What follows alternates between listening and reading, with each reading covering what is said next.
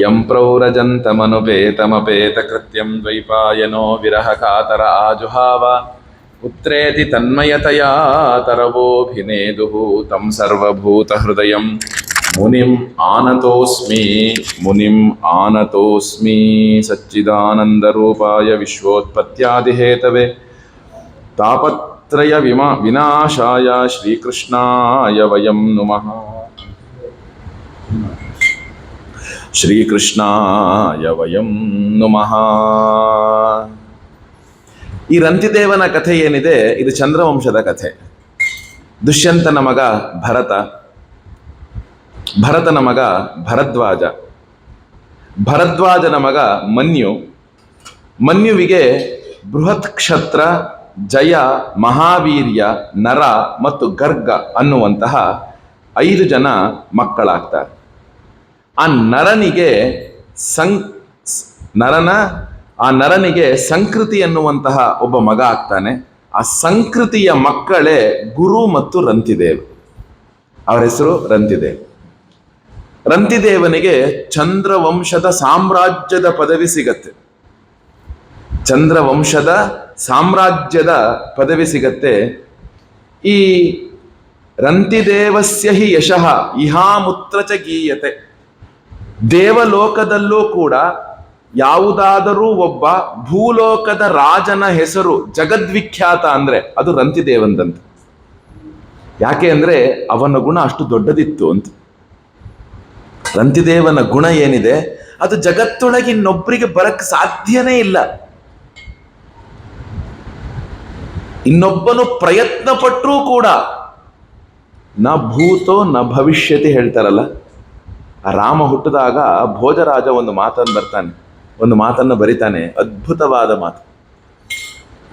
ಅಯೋಧ್ಯಾಮರಣೀಂ, ಆ ಒಂದು ಹೇಳಬೇಕಾದಾಗ ಎಂಥದ್ದು, ಉಚ್ಚಸ್ಥೆ ಗ್ರಹ ಪಂಚಕೆ ಸುರಗುರೋ ಸೇಂದೋ ನವಮ್ಯಾಂ ತಿಥೌ ಲಗ್ನೆ ಕರ್ಕಟಕೆ ಪುನರ್ವಸಿಯುತೆ ಮೇಷಂಗತೆ ಪೂಷಣಿ ನಿರ್ದಗ್ಧಂ ನಿಖಿಲಾ ಪಲಾಶ ಸಮಿಧೋ ಮೇಧ್ಯಾದಯೋಧ್ಯಾರಣೇ. ಅಲ್ಲಿ ಕೊನೆ ವಾಕ್ಯ, ಈ 3 ವಾಕ್ಯ ಬಿಟ್ಬಿಡೋಣ. ಆವಿರ್ಭೂತಂ ಅಭೂತಪೂರ್ವಮಪರಂ ಯತ್ಕಿಂಚಿದೇಕಂ ಮಹಃ. ನಿಜವಾಗ್ಲೂ ಗುರುವಾಯೂರಪ್ಪನ ಕೃಪೆ ಅಪ್ಪ. ಅಂದ ತಕ್ಷಣ ಶ್ಲೋಕ ನೆನಪು ಬರುತ್ತೆ. ಎಷ್ಟೋ ಕಡೆಗೆ ಅನ್ಕೊಳ್ತೀವಿ, ಇಲ್ಲಲ್ಲ ಇಲ್ವೇ ಇಲ್ಲ, ಇದೇನ ಹೇಳ್ಬೇಕು ನೀನು, ತಗೊಳ ಕಡೆ ಹೇಳ ಈ ಕಡೆ, ಹಂಗೆ ರಪ್ಪ ಅಂತ ಹಾಕ್ಬಿಡ್ತಾನೆ ಬುದ್ಧಿಗೆ. ನೋಡಿ, ಆವಿರ್ಭೂತಂ ಅಭೂತಪೂರ್ವಮಪಂ. ರಾಮ ಎಂಬ ಒಂದು ಅಗ್ನಿ ಹುಟ್ಟುತ್ತಂತೆ. ಅಂತಹ ಅಗ್ನಿ ಹಿಂದೆಂದು ಹುಟ್ಟಿರ್ಲಿಲ್ವಂತೆ, ಮುಂದೆಂದು ಹುಟ್ಟಲ್ವಂತೆ. ಅಂತಹ ಅಗ್ನಿ ಅಯೋಧ್ಯ ಎಂಬ ಪವಿತ್ರವಾದ ಅರಣಿಯೊಳಗೆ ಹುಟ್ಟಿತು ಅಂತ. ಅರಣಿ ಅಂದ್ರೆ ಅಗ್ನಿ ಮಥನ ಮಾಡ್ತೀವಲ್ಲ, ಅದನ್ನ ಅರಣಿ ಅಂತೀವಿ. ಅದು ಅತ್ಯಂತ ಪವಿತ್ರವಾದಂಥದ್ದು. ಅಂತಹ ಅಯೋಧ್ಯ ಎಂಬ ಅರಣಿ ಅದರೊಳಗೆ ಹುಟ್ಟಿತು ಅಂತ. ಹಾಗೆ ರಂತಿದೇವನ ಒಂದು ಚರಿತ್ರೆ ಏನಿದೆ, ಅವನ ಚರಿತ್ರೆ ಕೇವಲ 14 ಶ್ಲೋಕದಲ್ಲಿದೆ. ಎಷ್ಟು ಹೇಳಿ, ಅವನಿಗೋಸ್ಕರ ಭಾಗವತಕಾರರು ಇಷ್ಟುದ್ದ ಎಲ್ಲ ಹೇಳಲಿಲ್ಲ. ಏನಾರು ರಂತಿದೇವನ ಬಗ್ಗೆ ಹೇಳಬೇಕು ಅಂತಿದ್ದಿದ್ರೆ ಒಂದು ಮಹಾಪುರಾಣ ಬರಿಬೇಕಿತ್ತು. ಅಂತಹ ಯೋಗ್ಯತೆ ಇರುವಂತಹ ಮನುಷ್ಯ ರಂತಿದೇವ, ಅಂತಹ ಆನಂದದಾಯಕನಾದಂತಹ ರಂತಿದೇವ. ನೋಡಿ, ಆ ರಂತಿದೇವಸ್ಯ ಹಿ ಯಶಃ ಇಹ ಅಮುತ್ರ ಚ ಗೀಯತೆ. ಇಲ್ಲಿ ಹೊಗಳ್ತಾರೆ, ಇನ್ನೊಂದು ಕಡೆ ಹೊಗಳ್ತಾರೆ, ಮತ್ತೊಂದು ಕಡೆಗೆ ಹೊಗಳ್ತಾರೆ, ಎಲ್ಲ ಕಡೆಗೂ ಕೂಡ ಹೊಗಳುವಂಥವ್ರಾಗ್ತಾರೆ. ಅವನ ಒಂದು ಏನಿತ್ತಪ್ಪ ಅಂದ್ರೆ, ವಿಯದ್ವಿತ್ತಸ್ಯ ದದತಃ ಲಬ್ಧಂ ಲಬ್ಧಂ ಬುಭುಕ್ಷುತಃ ನಿಷ್ಕಿಂಚನಸ್ಯ ಧೀರಸ್ಯ ಸಕುಟುಂಬಸ್ಯ ಸೀದತಃ. ರಂತಿದೇವನಿಗೊಂದು ಯಶಸ್ಸಿತ್ತಂತೆ. ಏನು ಯಶಸ್ಸು ಅಂದ್ರೆ, ಅವನು ಬಳಿಗೆ ಹೋಗಿ ಏನ್ ಕೇಳ್ಕೊಂಡ್ರು ಕೊಡ್ತಾನೆ ಅಂತ. ನಮ್ಮವ್ರಿಗೆ ಕೇಳ್ಬೇಕಾ, ಅವನ ಹತ್ರ ಹೋಗ್ರಪ್ಪ ನಿಮಗೆಲ್ಲ ಸಿಗುತ್ತೆ ಅಂದ್ರೆ ಕ್ಯೂ ಕಟ್ಟಿಬಿಡ್ತಾರೆ. ಅವನು ಮಹಾರಾಜ ರಂತಿದೇವ. ಅವನಿಗೆ ಕೊಡೋ ಬುದ್ಧಿ ಇತ್ತಲ್ಲ, ಆ ಕೊಡೋ ಬುದ್ಧಿ ಎಷ್ಟಿತ್ತಪ್ಪ ಅಂದ್ರೆ ಅವನಿಗೆ ಏನೂ ಇಲ್ದಂಗೆ ಕೊಡ್ಕೊಂಡ್ಬಿಟ್ಟ. ಅವನ ಹತ್ರನೇ ಏನೂ ಇಲ್ಲ, ಅವನ ಕುಟುಂಬದವರ ಹತ್ರ. ಮತ್ತವನು ಮಹಾರಾಜ ಏನೂ ಇಲ್ಲದಂಗೆ ಸರ್ವಸ್ವವನ್ನು ಕೊಟ್ಟುಬಿಟ್ಟ ಅವನು ಎಂಥದ್ದು ದೈವ. ಆಮೇಲೆ ಏನ್ ಮಾಡ್ದ ರಂತಿದೇವನು, ಎಲ್ಲ ಕೊಟ್ಟ ಮೇಲೆ ಪ್ರಯತ್ನವಿಲ್ಲದೆ ದೈವ ವಶದಿಂದ ಏನು ಪ್ರಾಪ್ತವಾಗುತ್ತೋ ಅದನ್ನ ಉಪಭೋಗಿಸ್ತಾ ಇದ್ದಂತೆ. ದಿನ ಕಳೆದ ಹಾಗೆ ಕಳೆದ ಹಾಗೆ ಕಳೆದ ಹಾಗೆ ಅವನ ಸಂಪತ್ತು ಪರಿಪೂರ್ಣವಾಗ್ಬಿಡ್ತಂತೆ. ಎಷ್ಟರ ಮಟ್ಟಿಗೆ ಅಂದ್ರೆ ಅವನ ಬಳಿಗೆ ಏನಾದ್ರೂ ಅನ್ನ ಬಂತು ಅಂದ್ರೆ ಯಾರು ಎದುರಿಗೆ ಬಂದು ಸ್ವಾಮಿ ಅಂದ್ರೆ ಅವನ ಕೈ ಕೊಟ್ಬಿಡೋದು. ಇವನು ಹಸ್ಕೊಂಡಿರೋದು ಅವನ ಹತ್ರ ಇರೋದೆಲ್ಲ ಕೊಟ್ಟು ಬಿಡೋದು. ನನಗೆ ಕೃಷ್ಣ ಕೊಟ್ಟಿದ್ದಾನಪ್ಪ, ಏನು ಬೇಡ, ನಾನು ಆನಂದವಾಗಿದ್ದೀನಿ ಅಂತ ಹೇಳೋದು. ಆದ್ರೆ ಎಲ್ಲ ಕೊಟ್ಟು ಬಿಡೋದು, ಎಲ್ಲ ಮಾಡಿಬಿಡೋದು. ಆಮೇಲೆ ಏನಾಯ್ತು, ಅವನು ಸಂಗ್ರಹ ಪರಿಗ್ರಹ ಎರಡೂ ಇರ್ಲಿಲ್ವಂತ ಅವನ ಹತ್ರ. ಅಯ್ಯೋ ಇದು ಬರುತ್ತೆ ಅಂತ ಸಂಗ್ರಹ ಮಾಡ್ತಿರ್ಲಿಲ್ಲ, ಕೊಡಪ್ಪ ಅಂತ ಪರಿಗ್ರಹ ಮಾಡ್ತಿರ್ಲಿಲ್ಲ. ಅವನಿಗೇನು ಬರುತ್ತೆ ಅದನ್ನ ಕೊಡ್ತಿದ್ನಂತೆ. ಅಷ್ಟೇ ಇಲ್ಲ, ಎಂಥದ್ದು ಧೈರ್ಯಶಾಲಿಯಾಗಿದ್ನಂತೆ. ಮತ್ತವನ ಕುಟುಂಬ ಬೇರೆ ಇತ್ತು. ಈ ರಂತಿದೇವನಂತೆ ಅವನ ಕುಟುಂಬ. ಏನ್ ಹೇಳಿ, ಈಗ ನಾನು ಧರ್ಮಿಷ್ಠನಾಗ್ಬೋದು, ನನ್ನ ಹೆಂಡತಿ ಮಕ್ಕಳು ಧರ್ಮಿಷ್ಠರಾಗ್ಬೇಕು ಅಂತೇನಿಲ್ಲ. ಹೇಳಿದ್ ಗೊತ್ತಾಯ್ತಲ್ಲ. ನಾನು ಎಲ್ಲ ಕಡೆಗೂ ಏನಾಗಬೇಕಾದ್ರೂ ಮಾಡ್ಬೋದು, ನನ್ನ ಹೆಂಡತಿ ಮಕ್ಕಳು ಅದನ್ನ ಮಾಡ್ಬೇಕು ಅಂತೇನಿಲ್ಲ. ಆದ್ರೆ ರಂತಿದೇವನಿಗೆ ಭಗವಂತ ಕೊಟ್ಟಂತಹ ಕುಟುಂಬ ಎಂಥದ್ದಪ್ಪ ಅಂದ್ರೆ ಅವನ ಹೃದಯವನ್ನ ಅರ್ಥ ಮಾಡಿಕೊಳ್ಳುವಂತಹ ಕುಟುಂಬವನ್ನು ಕೊಟ್ಟುಬಿಟ್ನಂತೆ. ಏನಾಯ್ತು, ವ್ಯತೀಯು ಅಷ್ಟಚತ್ವಾರಿಂಶತ್ ಹಿ ಅನ್ಯ ಪಿಬತಃ ಕಿಲ ಪಿಬತ್ ಅಹಾನ್ಯ ಪಿಬತಃ ಕಿಲ ಘೃತ ಪಯಸ ಸಂಯಾವಂ ತೋಯಂ ಪ್ರಾತುರುಪಸ್ಥಿತಂ. ಈ ತರ ಕೊಟ್ಟು ಕೊಟ್ಟು ಕೊಟ್ಟು ಕೊಟ್ಟು 48 ದಿನಗಳವರೆಗೆ ಒಂದು ನೀರೂ ಕೂಡ ಅವನಿಗೆ ಕುಡಿಯೋದಿಕ್ಕೆ ಸಿಗ್ಲಿಲ್ವಂತೆ. ಅವನೊಬ್ಬನಿಗೆ ಅಲ್ಲ, ಇಡೀ ಅವನ ಕುಟುಂಬಕ್ಕೆ ನೀರು ಕೂಡ ಸಿಗದೆ 49ನೆಯ ದಿನ ಬೆಳಗ್ಗೆ ಅವನಿಗೆ ಯಾರೋ ಒಬ್ರು ಬಂದು ಒಂದು ಸ್ವಲ್ಪ ತುಪ್ಪ, ಸ್ವಲ್ಪ ಒಂದು ಪಾಯಸ, ಗೋಧಿಯ ಅನ್ನ, ನೀರನ್ನ ಕೊಟ್ರಂತೆ. ಏನ್ ಹೇಳಿ, ತುಪ್ಪ, ಪಾಯಸ, ಗೋಧಿಯ ಅನ್ನ ಮತ್ತು ನೀರು, ಇದನ್ನ ಕೊಟ್ರಂತೆ. ಅದನ್ನ ನೋಡಿದ ತಕ್ಷಣ ರಂತಿದೇವನ ಇಡೀ ಕುಟುಂಬ ಇತ್ತಲ್ಲ, ಒಂದು ಸಲ ಉಸಿರು ಹೇಳ್ಕೊಂಡ್ರಂತೆ. ಯಾಕೆ ಭಗವಂತ, ಇವತ್ತು 49ನೆಯ ದಿನ ನಾವು ನಿಂಗೆ ನೆನಪಾದವ ಅಂತ. ಏನ್ ಹೇಳಿ, ನಿನ್ನನ್ನ ನಂಬಿ ನಾವು ಕೂತಿದ್ದೇವೆ, ಇಷ್ಟು ದಿನ ನಾನು ನಿನಗೆ ನೆನಪಾಗ್ಲಿಲ್ವಾ, ಇವತ್ತು ನಾನು ನಿನಗೆ ನೆನಪಾದವ. ಆಗೇನಾಯ್ತು, ಕೃಚ್ಛ್ರ ಪ್ರಾಪ್ತ ಕುಟುಂಬಸ್ಯ ಕ್ಷುತ್ರುಭ್ಯಾಂ ಜಾತವೇಪಥೋ ಅತಿಥಿರ್ ಬ್ರಾಹ್ಮಣ ಕಾಲೇ ಭೋಕ್ತು ಕಾಮಸ್ಯ. ಅವನೆಲ್ಲವನ್ನು ಎಲೆಗೆ ಬಡಿಸ್ಕೊಂಡಂತೆ. ಕುತ್ಕೊಳ್ಳೋಣ ಅಂತ ಅವರೆಲ್ಲರೂ ಕೂಡ 4 ಜನರು ಕುತ್ಕೊಂಡ್ರಂತೆ. ಕುತ್ಕೊಂಡು ಇನ್ನೇನು ಭೋಜನ ಮಾಡಬೇಕು ಅಂದಾಗ ಒಬ್ಬ ಬ್ರಾಹ್ಮಣ ಅವನ ಮನೆಗೆ ಅತಿಥಿಯಾಗಿ ಬಂದಂತೆ.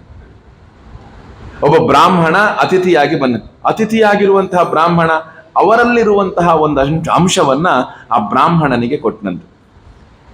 ಯಾಕಂದ್ರೆ ರಂತಿದೇವನು ಎಲ್ಲರಲ್ಲಿಯೂ ಕೂಡ ಶುದ್ಧ ಚೈತನ್ಯನಾದಂತಹ ಪರಮಾತ್ಮನನ್ನೇ ಕಾಣ್ತಾ ಇದ್ದಂತೆ.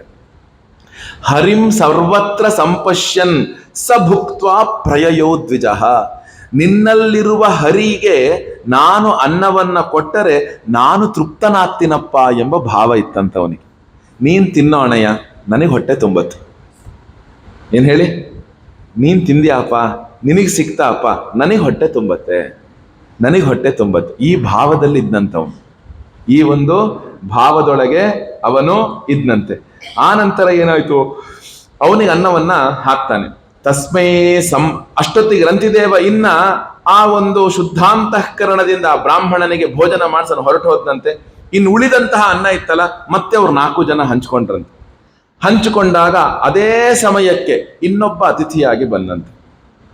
ಆ ರಂತಿದೇವನು ಮತ್ತೆ ಅವನ ಭಗವಂತನನ್ನ ಸ್ಮರಿಸ್ತಾ ಆ ಉಳಿದ ಅನ್ನವನ್ನು ಒಟ್ಟುಗೂಡಿಸಿ ಅವನಿಗೂ ಅನ್ನವನ್ನ ಕೊಟ್ಟನಂತೆ.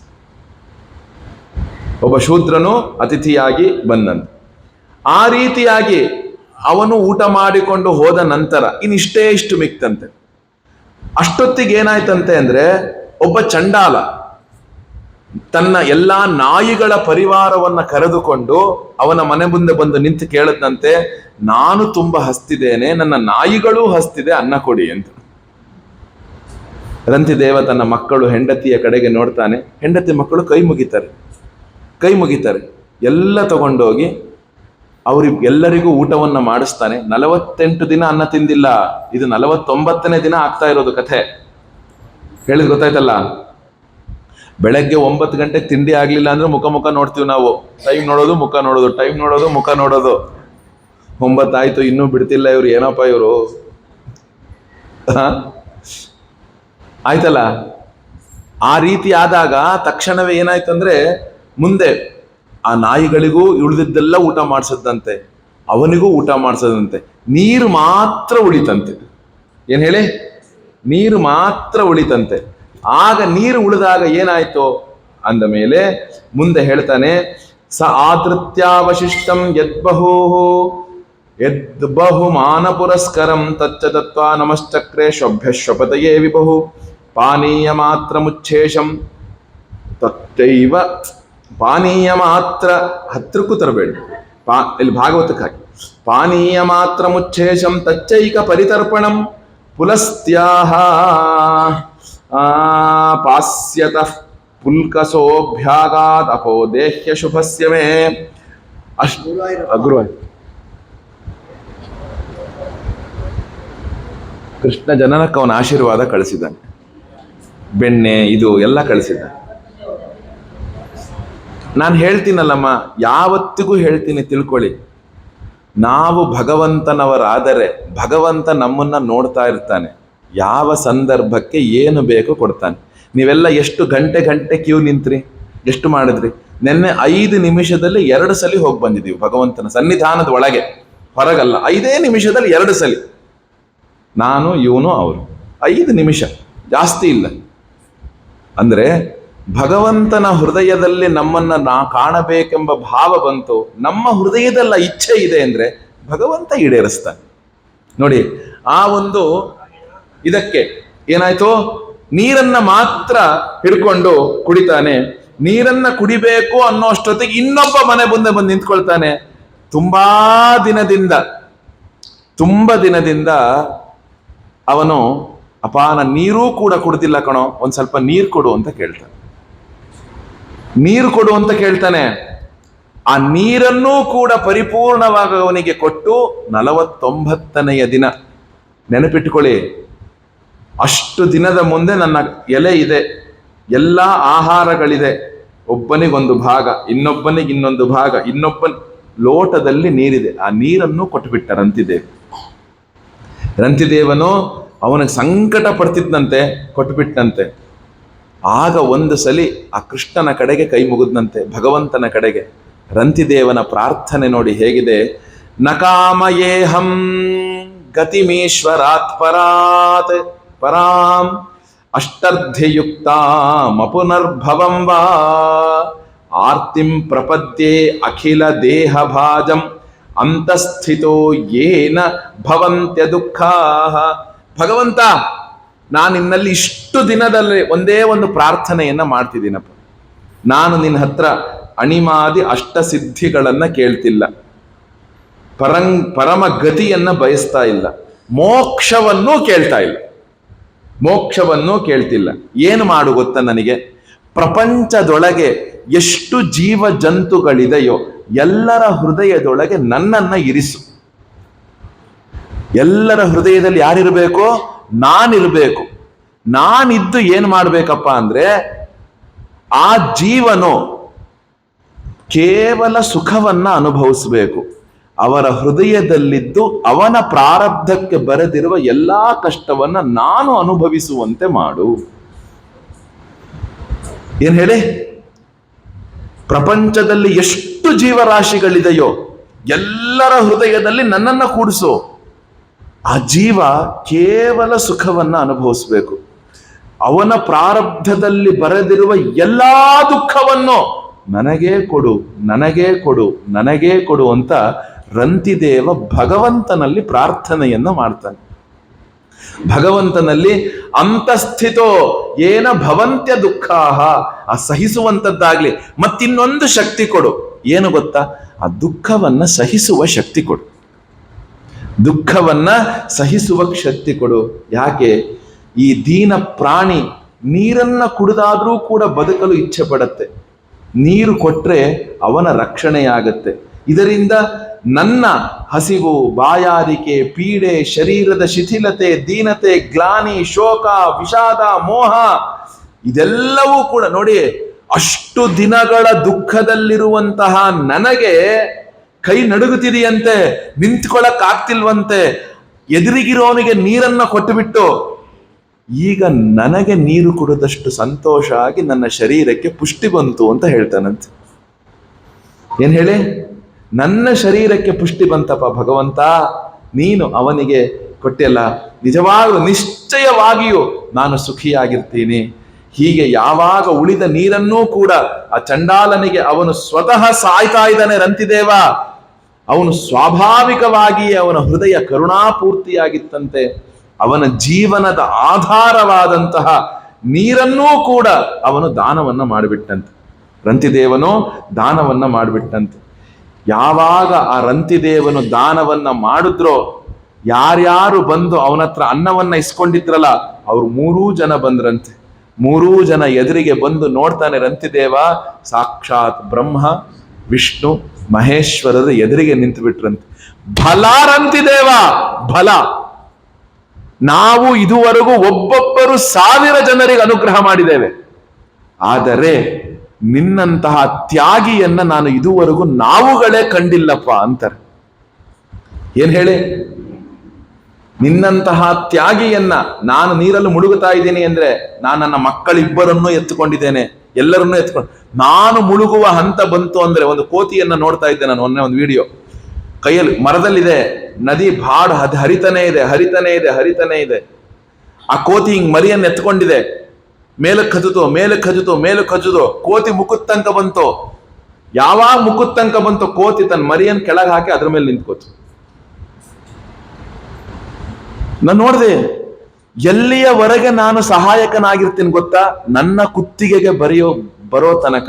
ನನ್ನ ಕುತ್ತಿಗೆಗೆ ಬಂತು ಅಂದ್ರೆ ಮಕ್ಕಳು ಯಾವ ಲೆಕ್ಕ, ಹೆಂಡತಿ ಯಾವ ಲೆಕ್ಕ, ಹಣ ಯಾವ ಲೆಕ್ಕ? ಯಾರು ಇಲ್ಲ.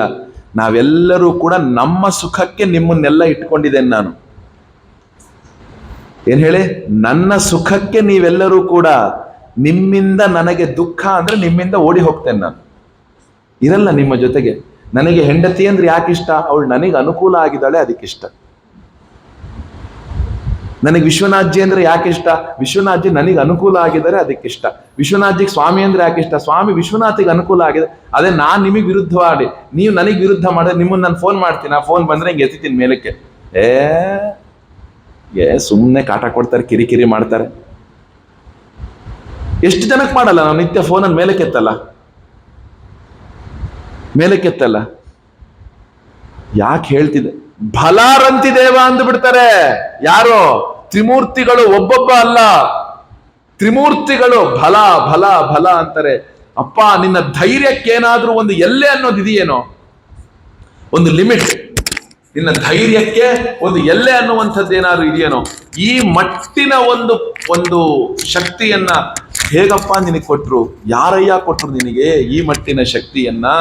ರಂತಿದೇವ ಇಷ್ಟು ಸಹನ ಗುಣ ಪ್ರತ್ಯಕ್ಷರಾಗ್ಬಿಡ್ತಾರಂತೆ. ಆ ರಂತಿದೇವನು ಎಲ್ಲರ ಚರಣ ಕಮಲಗಳಲ್ಲಿ ನಮಸ್ಕಾರ ಮಾಡ್ತಾನಂತೆ. ಅವನು ನಿಸ್ಸಂಗನೋ, ನಿರಾಸಕ್ತನೋ, ನಿಸ್ಪೃಹನೋ ಆಗಿದ್ದಂತೆ. ಅವನ ಭಕ್ತಿ ಭಾವದಿಂದ ಅವನ ಮನಸ್ಸು ಭಗವಂತನಾದ ವಾಸುದೇವನಲ್ಲಿ ತನ್ಮಯಗೊಂಡಿತ್ತಂತೆ. ನೋಡಿ, ಅವ್ರು ಹೇಳ್ತಾರೆ, ಈಶ್ವರ ಆಲಂಬನಂ ಚಿತ್ತಂ. ಯಾರ ಹೃದಯ ಈಶ್ವರನಿಗೆ ಆಲಂಬನೆಯಾಗಿದೆಯೋ, ಆಲಂಬನ ಅಂದ್ರೇನು? ಆಧಾರ ಪಡೋದು. ಈಗ ನಾನೊಬ್ಬ ವಯಸ್ಸಾದರೂ ಒಂದು ಕೋಲನ್ನ ಅವಲಂಬಿಸಿರ್ತಾರೆ, ಆಯ್ತಲ್ಲ. ಈಗ ಯಾರೋ ಒಬ್ರು ದೂರದ ಊರಿಗೆ ಹೋಗ್ಬೇಕು ಅಂದ್ರೆ ಇನ್ನೊಬ್ಬರನ್ನ ಅವಲಂಬಿಸ್ತಾರೆ, ಹೇಳಿದ್ ಗೊತ್ತಾಯ್ತಲ್ಲ. ಆದರೆ ಈಶ್ವರನ ಆಲಂಬನೆ ನಮಗೆ ಅತ್ಯಂತ ಮುಖ್ಯ ಅಂತ. ನಾವು ಈಶ್ವರನ ಆಲಂಬನೆಯನ್ನ ಇಟ್ಟುಕೊಂಡಂಥವರಾದರೆ ಅವನೇನಾಗುತ್ತಾನೆ? ಪರಮ ಪ್ರೇಮಮಯವಾದಂತಹ ಭಕ್ತಿಯಿಂದ ಆ ಭಗವಂತನೊಳಗೆ ರಂತಿದೇವ ತನ್ಮಯಗೊಳಿಸಿದಂತೆ, ಅವನು ಈಶ್ವರಾಲಂಬನೆಯನ್ನ ಇಟ್ಟುಕೊಂಡಂತೆ. ನೋಡಿ, ಅವನು ಏನು ಆ ಭಗವಂತ ಆ ರಂತಿದೇವನ ಪರೀಕ್ಷೆಗೊಂದು ಮಾಯೆಯನ್ನ ಹಾಕಿದ್ದ. ಆ ಹಸಿವು, ಆ ಬಾಯಾರಿಕೆ, 48 ದಿನಗಳ ಕಷ್ಟ, ಅವೆಲ್ಲವೂ ಯಾವಾಗ ಭಗವಂತನನ್ನ ಕಣ್ಣಿನಿಂದ ನೋಡಿಬಿಟ್ಟ, ಎಲ್ಲವೂ ಮಾಯ ಆಗ್ಬಿಡುತ್ತಂತೆ ರಂತಿದೇವನಿಗೆ. ಎಲ್ಲವೂ ಕೂಡ ಮಾಯ ಆಗಿಬಿಡುತ್ತಂತೆ. ರಂತಿದೇವನಿಗೆ ಮಾಯ ಆದಾಗ ಮತ್ತೆ ಎಲ್ಲಾ ಸಂಪತ್ತು ರಂತಿದೇವನಿಗೆ ಬಂದ್ಬಿಡುತ್ತಂತೆ. ಮತ್ತೆ ಯಾವ ಒಂದು ಅರಮನೆಯ ಮುಂಬದಿಯ ಮರದ ಕೆಳಗಡೆ ಕುಳಿತಿದ್ನೋ, ಸಂಪತ್ತು ಬಂತು ಅಂತ ಏನೋ ಅರಮನೆ ಒಳಗೆ ಹೋಗಿ ಸುಖ ಅನುಭವಿಸ್ತಿಲ್ವಂತೆ. ಸಂಪತ್ತು ಬಂತ ಮತ್ತೆಲ್ಲ ಕೈಗೆತ್ಕೊಂಡಂತೆ, ಅಪ್ಪ ಇದು ಯಾರಿಗಾರು ಬೇಕಾ ತಗೊಳ್ರಿ ಅಂತ. ಅಪ್ಪ ಇದು ಯಾರಿಗಾದ್ರೂ ಬೇಕಾ ತಗೊಳ್ರಿ, ಭಗವಂತ ಕೊಟ್ಟೋಗಿ ನಾನೇನು ಇಟ್ಕೊಂಡು ಏನು ಮಾಡ್ಲಿ, ತಗೊಳ್ರಿ ತಗೊಳ್ರಿ ತಗೊಳ್ರಿ. ಯಾಕೆ ಅಂದ್ರೆ ಅವನ ಕಣ್ಣಿನಿಂದ ಜಗತ್ತಲ್ಲಿರುವ ಎಲ್ಲರನ್ನೂ ಕೂಡ ನಾರಾಯಣನಾಗಿಯೇ ನೋಡ್ತಾ ಇದ್ದಂಥವನು. ಒಬ್ಬರು ಬೇರೆಯಾಗಿ ಕಾಣಿಸ್ತಿರ್ಲಿಲ್ಲಂತೆ. ಅವನೊಂದು ನಾಯಿಯನ್ನು ನಾರಾಯಣನಾಗಿ ನೋಡ್ತಿದ್ದಂತೆ, ಒಂದು ಮರವನ್ನ ನಾರಾಯಣನಾಗಿ ನೋಡ್ತಿದ್ದಂತೆ, ಒಬ್ಬ ಮನುಷ್ಯನನ್ನ ನಾರಾಯಣನಾಗಿ ನೋಡ್ತಿದ್ದಂತೆ. ಎಲ್ಲರನ್ನೂ ಕೂಡ ನಾರಾಯಣನನ್ನಾಗಿ ನೋಡ್ತಾ ನೋಡ್ತಾ ನೋಡ್ತಾ ಆನಂದದಿಂದ ಆ ರಂತಿದೇವನು ಕಾಲ ಕಳೆದ ಅಂತ. ಅಂತಹ ಒಂದು ತ್ಯಾಗ ಗುಣದ ಪರಮ ಮಜಲು, ತ್ಯಾಗ ಗುಣದ ಪರಮ ಮಜಲು ಯಾರಿಂದ ಹೊಂದಕ್ಕೆ ಸಾಧ್ಯ ಅಂದ್ರೆ ಅದು ರಂತಿದೇವನಿಂದ ಮಾತ್ರ ಸಾಧ್ಯ ಆಯಿತು. ಅಂತಹ ಭಾಗವತೋತ್ತಮನಾದಂತಹ ರಂತಿದೇವನ ಚರಿತ್ರೆ 9ನೆಯ ಸ್ಕಂದದಲ್ಲಿ ನಮಗೆ 21ನೇ ಅಧ್ಯಾಯದಲ್ಲಿ ಬರುತ್ತೆ. 14 ಶ್ಲೋಕ ರಂತಿದೇವನ ಕಥೆ. ಅವನಿಗೇನು ಫಲಶ್ರುತಿ ಹೇಳಿಲ್ಲ, ಅವನಿಗೇನು ಇಂಥದ್ದು ಮಾಡಿ ಅಂತ ಹೇಳಿಲ್ಲ. ಅಂತಹ ಒಂದು ರಂತಿದೇವನ ತ್ಯಾಗ ಗುಣದೊಳಗೆ ಒಂದಷ್ಟು ಅಂಶ ಭಗವಂತನು ನಮಗೆ ಕೊಡಲಿ ಅಂತ ಹೇಳ್ತಾ ಈ ಒಂದು ಸಣ್ಣ ಚಿಂತನೆಯನ್ನ ಮಂಗಳ ಮಾಡೋಣ. ಕೃಷ್ಣಾರ್ಪಣ ಕೃಷ್ಣಾರ್ಪಣ ಕೃಷ್ಣಾರ್ಪಣ. ಈಗ ಮಹಾಮಂಗಳಾರತಿ.